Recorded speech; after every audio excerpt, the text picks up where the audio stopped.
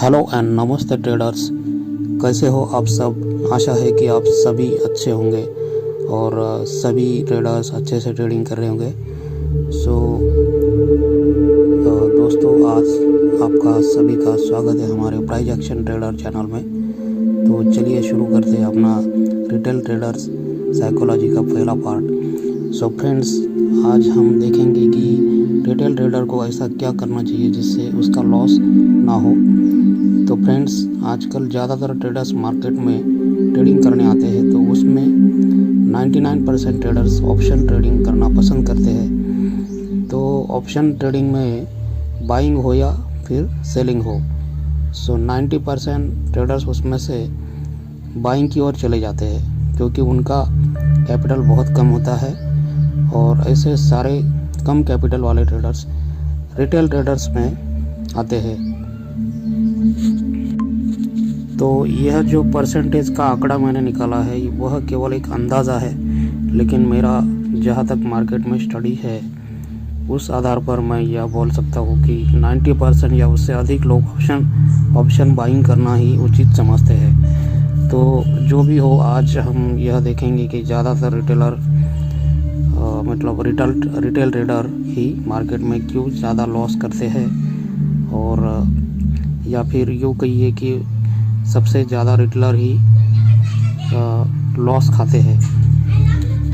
Friends, मैं आज आपके साथ मेरा खुद का ट्रेडिंग जर्नी और एक्सपीरियंस शेयर करूंगा। तो आप बने रहिए इस वीडियो में, और उसके साथ मैं आप रिटेल ट्रेडर्स की जो हमारी साइकोलॉजी होती है उस पर मैं बात करूंगा डिटेल में, और ऐसा हम क्या करें कि हमें लॉस ना हो या फिर हमारा कैपिटल वाइप आउट ना हो जाए पूरी तरह से। हम अपने पैसों को कैसे बचा के रखें, और हम ट्रेडिंग कैसे सीखें, धीरे धीरे हम पैसा कैसे बनाएं। ये सारी चीज़ें हम इस ट्रेडिंग रिटेलर्स की जो साइकोलॉजी होती है उसमें हम देखेंगे। तो ये जो YouTube चैनल पे मैं जितने भी वीडियो बनाऊंगा वो उसी से रिलेटेड बनाऊंगा। आप सभी को रिक्वेस्ट है कि आप सारे वीडियो आप देख लीजिए, ताकि आप सभी को उसमें अच्छा प्रॉफिट हो और आप सभी का फ़ायदा हो, आप अच्छे से पैसे कमाएं, ये मैं चाहता हूँ। इसके बाद मैं जो भी वीडियो बनाऊंगा वो ज़्यादातर रिटेलर्स के लिए बनाऊंगा।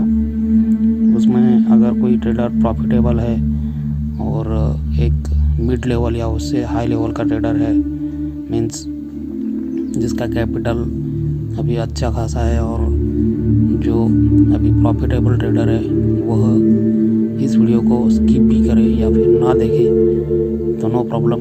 बट ये जो भी वीडियो रहेंगे वो रिटेलर्स के लिए रहेंगे और हमें इसमें काफ़ी चीज़ें सीखने को मिलेगी। फ्रेंड्स, अभी मेरे पास कोई माइक नहीं है, मैं सीधा मोबाइल से ही रिकॉर्ड कर रहा हूँ। एनवायरनमेंट में जो भी नॉइज़ है और मेरे सराउंड में जो भी नॉइज़ है वो आपको आता रहेगा। उसके लिए आई एम सॉरी। लेकिन अभी मैं उसके लिए कुछ नहीं कर सकता हूँ, क्योंकि मुझे किसी भी कंडीशन में वीडियो बनाना है और आप लोगों तक पहुँचाना है। आप प्लीज़ करके कोऑपरेट कीजिए और मेरा जो प्रॉब्लम है ये वो उसे समझ लीजिए, ताकि मैं इन फ्यूचर में हो सके तो मैं माइक भी लेके आऊँगा और सारी चीज़ें मैं अच्छे से रिकॉर्ड करूँगा। बट अभी फ़िलहाल के लिए मैं यहाँ से स्टार्ट कर रहा हूँ, तो मैं सीधा मोबाइल से रिकॉर्ड कर रहा हूँ। और आप सभी को इस वीडियो से ज़्यादा फ़ायदा हो, यही मेरा इस वीडियो का टारगेट होगा। हम शुरू करते हैं कि आज हमने ट्रेडर्स फ्रेंड्स, हम सब अभी यह देखेंगे कि ज़्यादातर लोग ऑप्शन बाइंग में ही क्यों आते हैं, और ऑप्शन सेलर ज़्यादातर ऑप्शन बायर्स के मुकाबले इतने नहीं होते हैं as compare to option buyer. Option seller उससे कंपैरिजन में बहुत ही कम होते हैं। अगर परसेंटेज वाइज हम देखेंगे, मैं कोई डेटा चेक करके आपको नहीं बता रहा हूँ, लेकिन मेरा अंदाज़ा ये है कि 10% से भी कम हो गए ऑप्शन सेलर्स, क्योंकि ऑप्शन सेलिंग के लिए हमारे इंडियन मार्केट में बहुत ज़्यादा कैपिटल चाहिए, क्योंकि उसका एक लॉट ही निफ्टी का या बैंक निफ्टी हो, उसका एक एक लॉट 1,50,000 में आता है, 1.5 लाख तक। सो वो एक छोटे ट्रेडर के लिए पॉसिबल नहीं है, क्योंकि उनका कैपिटल ही 5,000, 10,000, 20,000 तक होता है। सो ऐसे में ज़्यादातर लोग अगर मार्केट में आते हैं से अपने स्टॉक मार्केट में, तो उसमें ज़्यादातर उनका अट्रैक्शन पहले तो ऑप्शन ट्रेडिंग में ही होता है, क्योंकि उनको लगता है कि हमें फटाफट पैसे कमाने हैं। तो तो हमें अगर स्टॉक मार्केट में आना है तो हम किसी कंपनी के स्टॉक खरीदेंगे, वो स्टॉक का प्राइस बढ़ने में और उसका प्रॉफिट होने में बहुत ज़्यादा टाइम लगता है, ये सबको पता होता है। और ज़्यादातर छोटे इन्वेस्टमेंट में उनका प्रॉफिट बहुत ही कम होता है, तो इसलिए वो उसमें कुछ खास नहीं कर पाते।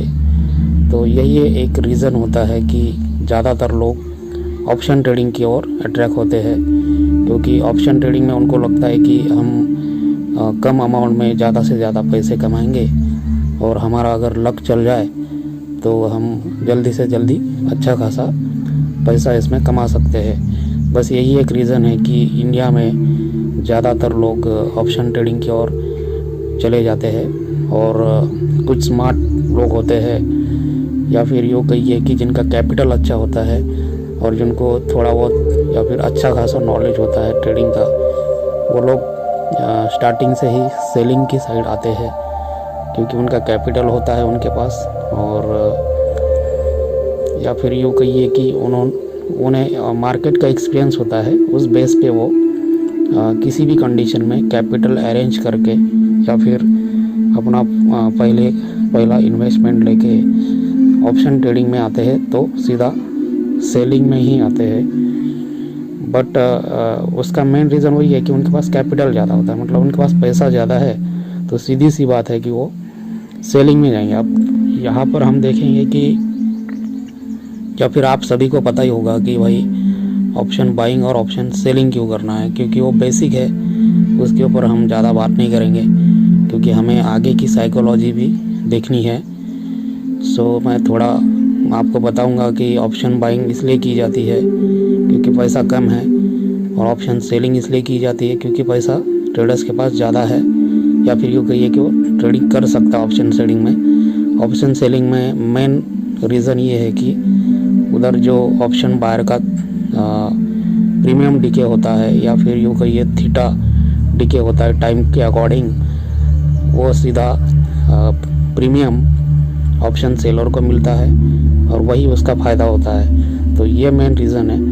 मतलब कि अगर आप ऑप्शन सेलिंग करते हो और मार्केट जगह पे रुक जाता है, और आप वीकली एक्सपायरी में हो या फिर मंथली एक्सपायरी में हो, और मार्केट उसी जगह पे है, तो समझ लीजिए कि जितना भी प्रीमियम उस पर्टिकुलर ऑप्शन का था, ऑप्शन प्राइस एक्शन का मतलब जो भी है स्ट्राइक प्राइस का था, वो उसमें सारा के सारा प्रीमियम सेलर को मिल जाता है। अब ये बेसिक था, अगर जिसको पता है तो वो इसको थोड़ा आगे स्किप करके देखिए, या फिर जिन्हें ये चीज़ पता नहीं है वो प्लीज़ करके आप स्टडी कीजिए, क्योंकि जब तक आपको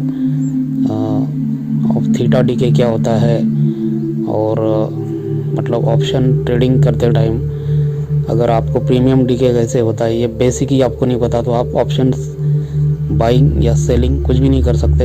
आप ऑप्शन ट्रेडिंग कीजिए मत, आप पहले सीखिए, उसके बाद आप हो सके तो पहले पेपर ट्रेडिंग से स्टार्ट कीजिए। पेपर ट्रेडिंग इसलिए आपको करना है क्योंकि उसी से आपको काफ़ी चीज़ें सीखने को मिलेगी। पेपर ट्रेडिंग कैसे करना है उसके ऊपर हम अलग से वीडियो बनाएंगे, लेकिन मैं आपको शॉर्ट में बताऊंगा कि पेपर ट्रेडिंग के लिए मोबाइल एंड्रॉयड पे बहुत सारे एप्लीकेशंस देखने को मिलते हैं, उसमें से कोई भी आप इंस्टॉल कर लीजिए और पेपर ट्रेडिंग स्टार्ट कीजिए।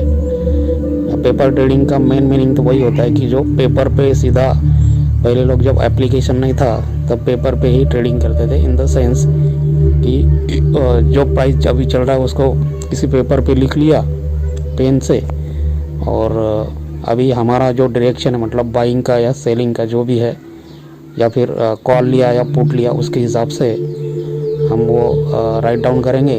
और अगर हमारे हिसाब से अगर प्राइस बढ़ता है, इसका मतलब ये हुआ कि हमें प्रॉफिट हुआ और हमने उतने सारे पॉइंट्स बुक कर लिए।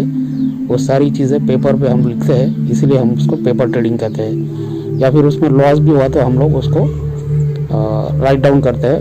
तो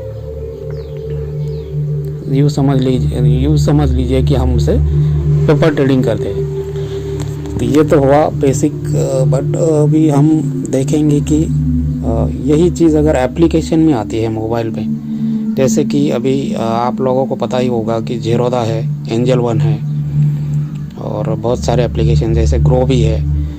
तो इसमें भी स्टॉक बाइंग एंड सेलिंग होती है।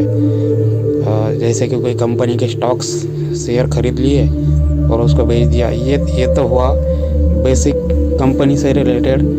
बट अगर हमें ऑप्शन ट्रेडिंग करनी है तो उसमें भी डेरिवेटिव सेगमेंट में हमें देखने को मिलता है कि हम call buy and sell, put buy and sell यह कर सकते हैं। तो उसमें बहुत सारी चीज़ें होती है, बहुत सारा नॉलेज होना चाहिए। अगर आपको ये सारी चीज़ें नहीं पता तो कृपया करके आप कुछ भी करके आप यूट्यूब चैनल पे ऑप्शन ट्रेडिंग के बेसिक्स आप समझ लीजिए।